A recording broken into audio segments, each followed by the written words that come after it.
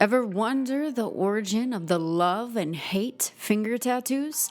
Well, it might surprise you to learn that it comes from a film out of the 1950s.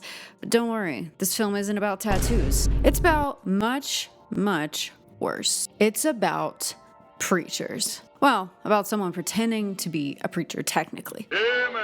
The Night of the Hunter is a 1955 film directed by Charles Laughton, which was his only sole directorial endeavor. It's like a Southern Gothic Brothers Grimm fairy tale that is one of those films that's made for its black and white aesthetic. Set during the Great Depression, the film follows two children who are pursued by a murderous preacher seeking their father's hidden fortune, all while having the words love and hate tattooed across his fingers and carrying the sword of the Lord, a switchblade. But with a sword.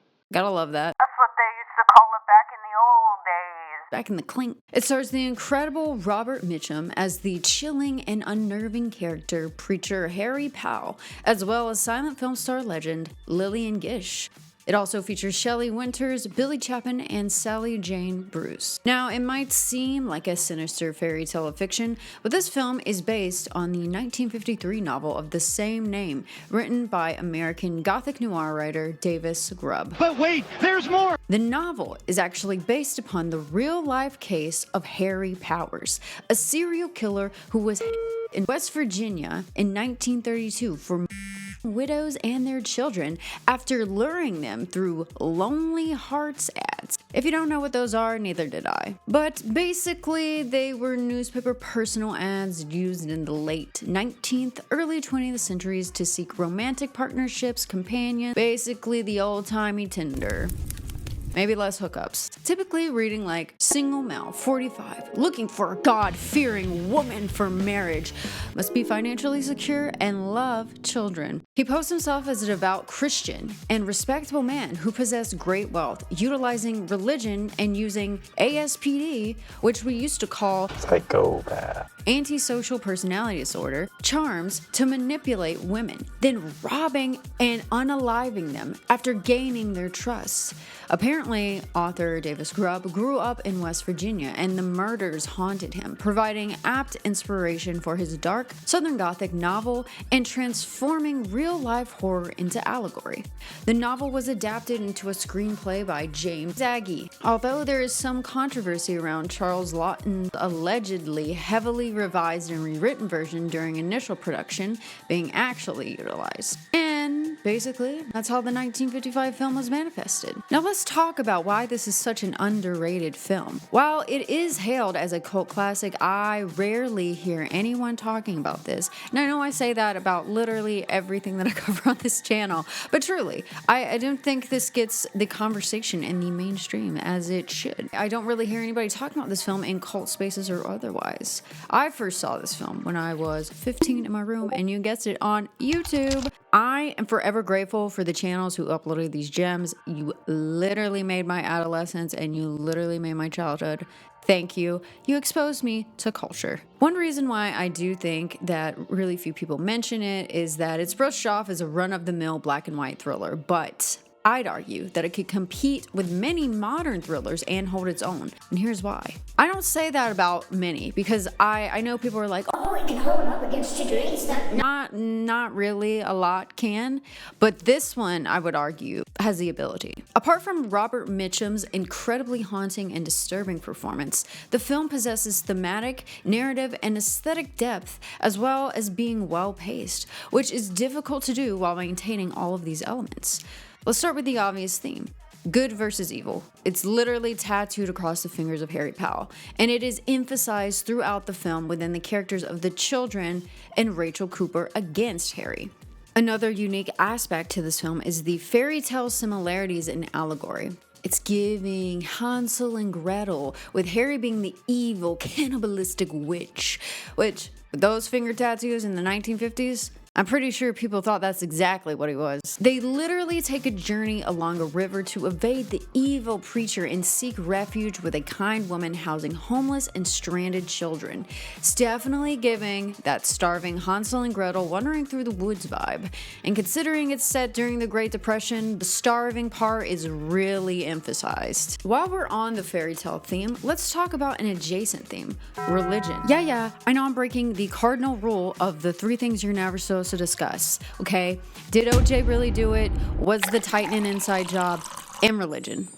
But we're going to discuss one of those in this video. Specifically, religious hypocrisy. This is an aspect that actually is a signature theme in a lot of Southern Gothic narratives in general. Take Flannery O'Connor's Wise Blood and Faulkner's Light in August, in which religious fanaticism, hypocrisy, and superstition are interlaced as integral elements of the story. I can relate to this because I grew up in the South, and this Southern religious backwater superstition is crazy.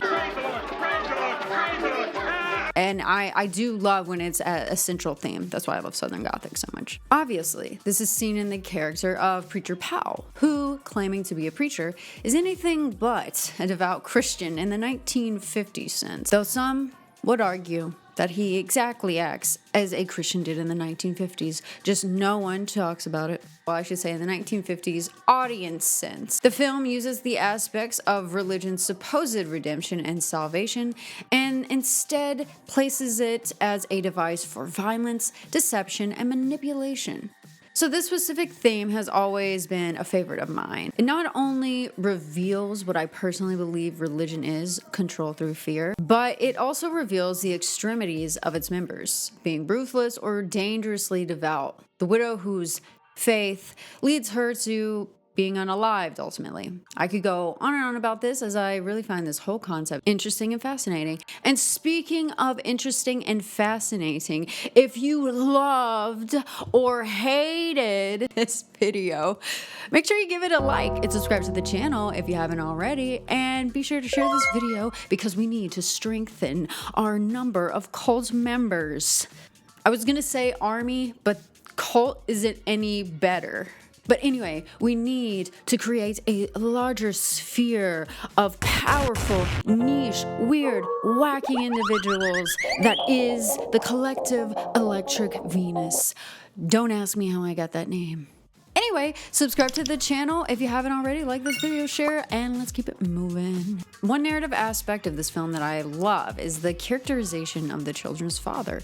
See, he's not straightforwardly a bad man, though at first he is made out to be a bad man. He unalived 2 men in a bank, he stole money, and then he ran away. But ultimately, we find out he robbed that bank because I got tired of seeing children roaming the woodlands without food, children roaming the highways in this year of depression, children sleeping in old abandoned car bodies and junk heaps. Not only is this a morally justifiable aspect that could be argued, it also gives a depth and dimension to his character that doesn't automatically rule him as good or bad, especially given the setting when it is the Great Depression, where many people would starve or go without the basic necessities of life. Very hard time for people. That's how we got the story of Bonnie and Clyde. Now moving on to the children, the heroes of the film.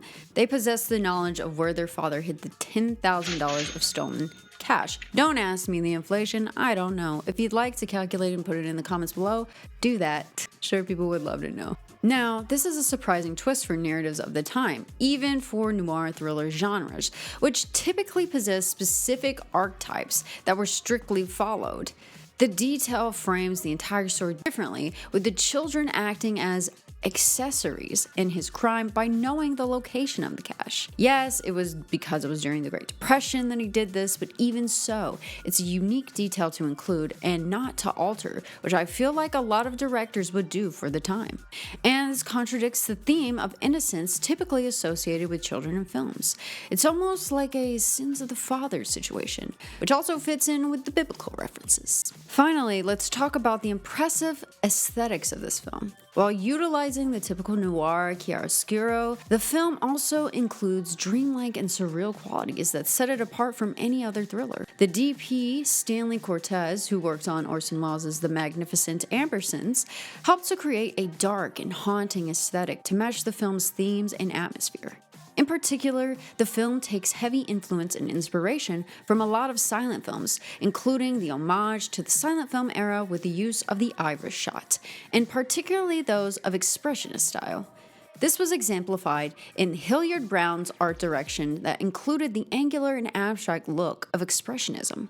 I think a lot of the imagery is also just a staple of the Southern Gothic look as well. There are many vacant shots, like the white picket fences around no house, a barn by the river, and the interior of the parents' room that looks like that signature expressionist design. Yes, there are some other elements within these shots, but they are hollow and flat, emphasizing the facade and isolation that are embedded in the mood of the film. It also emphasizes the fairy tale-like, surreal, dreamlike quality of the film as well. Another great technique used in this film is the backlighting that creates a halo effect.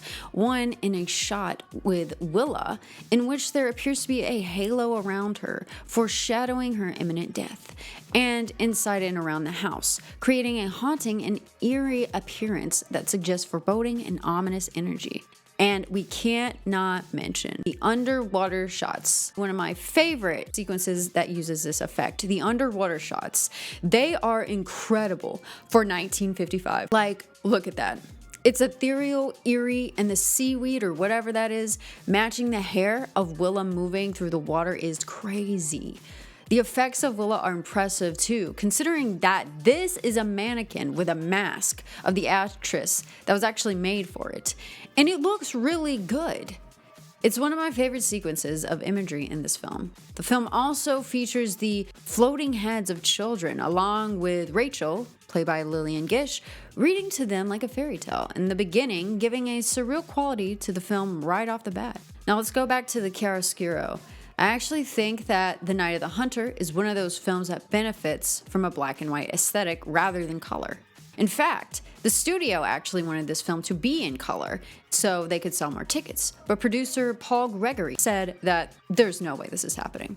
This film was meant to be in black and white. And honestly, thank goodness, because not only does it fit the dark Southern Gothic theme, it amplifies the impact of the mood and tone. Overall, it's ethereal, surreal, dark, and mystic. Perfect for this adaptation. Now, although it's not technically aesthetics, let's talk about the score. It's like the aesthetics for the ear. The film score is a perfect accompaniment to its wicked and twisted plot. It was composed and arranged by Walter Schumann in close connection to Lawton, and is mainly orchestral arrangements that go well with the climaxes and rising action of the film. Additionally, the original songs Lullaby, sung by Kitty White, and Pretty Fly, dubbed by Betty Benson, are melancholic melodies to the dreamlike sequences from the children's perspectives. These songs in particular actually remind me a lot of the songs that were used in Eraserhead and David Lynch films and stuff. They give that eerie, weird, surreal quality. Wonder if he was inspired by this film. But I want to mention one thing I really love is the audio cue of Leaning on the Everlasting Arms, a traditional hymn sung by Robert Mitchum as Powell that is used to signal his foreboding presence. It is just so good at adding to the dark allure of the preacher Harry Powell. Like, oh my goodness, the creepiness, the fear that comes when you hear him singing that song in that very creepy way, and you know he's literally unalive so many people. It is insane, it is ironic, it is juxtaposed in the most satisfying and dark way.